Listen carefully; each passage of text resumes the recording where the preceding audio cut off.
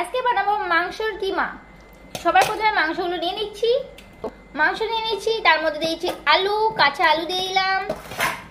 কাঁচা আলু দিয়ে দিয়েছি, এর মধ্যে আদা, শুকনো লঙ্কা আর রসুন আর গোটা জিরে বেটে নিয়েছি। এবার দিয়ে দেবো কটা লঙ্কা। মশলা দেওয়া হয়ে গেছে, দিয়েছি পেঁয়াজ কুচি, জিরের গুঁড়ো, ধনের গুঁড়ো, পরিমাণ মতো লবণ, হলুদের গুঁড়ো আর দিয়ে দেবো ডিম দিয়ে দিলাম একটা। এর মধ্যে দুটো ডিম দিতে হতো 1 কিলো মাংস, যেহেতু এত গরম তাই আমি একটা ডিমই দিচ্ছি। 2 পিস রুটি আমি এটা জল দিয়ে ভালো করে ভিজিয়ে নিব। ভিজানো হয়ে গেছে, এবার এর মধ্যে দিয়ে দেবো। দিয়েছি সরষের তেল,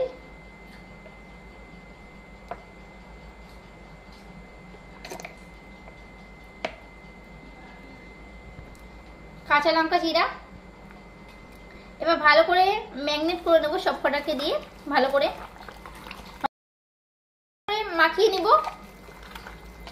দেখো ভালো করে মাখাতে হাত এখানেই ভালো করে কষানো হয়ে যায়।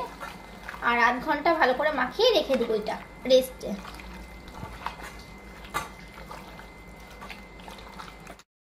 এবার রেস্টে আধ ঘন্টার জন্য রেখে দেবো। তারপর চলে এসেছি, চুলোতে কড়াই বসিয়ে দিয়েছি তেল অল্প করে। তেল দেওয়া হয়ে গেছে, তেল তারপর জন্য একটু অপেক্ষা করবো। তেলে গেছে শুকনো লঙ্কা, তেজপাতা আর গোটা জিরে ফোড়ন দিয়েছি। কুচানো পেঁয়াজ কুচি, টমেটো কুচি দেওয়া হয়ে গেছে, দিয়ে ভালো করে নেড়ে নিচ্ছি। হালকা ভেজে নেব।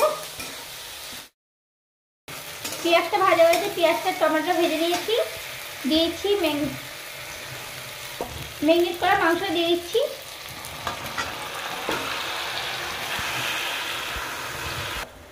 মাংস দেওয়া হয়ে গেছে, এবার ভালো করে কষে নিব। আমি 5 মিনিট মতো কষে নেব। কষানো হয়ে গেছে, দিয়েছি গরম জলের মধ্যে। গরম জল দেওয়া হয়ে গেছে, একটু নেড়ে নিচ্ছি ভালো করে। এবার ঢাকা দিয়ে দেবো। এবার ঢাকা দিয়ে দিচ্ছি ঢাকনাটা। খুব কি গরম। এবার ভালো করে নেড়ে নিচ্ছি, দেখো একদম হয়ে গেছে, ভালো করে সব সেদ্ধ হয়ে গেছে। এর মধ্যে দিয়েছি গরম মশলা, বেটে রাখা গরম মশলা দিয়ে দিলাম। ভালো করে নেড়ে নিচ্ছি। এবার পাত্রে নামিয়ে দিতে ঢেলে নিচ্ছি। তোমরা ভাত দিয়েও খেতে পারবে অথবা রুটি দিয়েও খেতে পারবে মাংসের কিমাটা। আমার মতো অবশ্যই ট্রাই করো, আর হেভি টেস্টি হয়। না খেলে বুঝতে পারবে না কতটা টেস্টি আর এত সুন্দর, কি বলবো তোমাকে। কেমন আছে খেয়ে দেখো। অসাধারণ,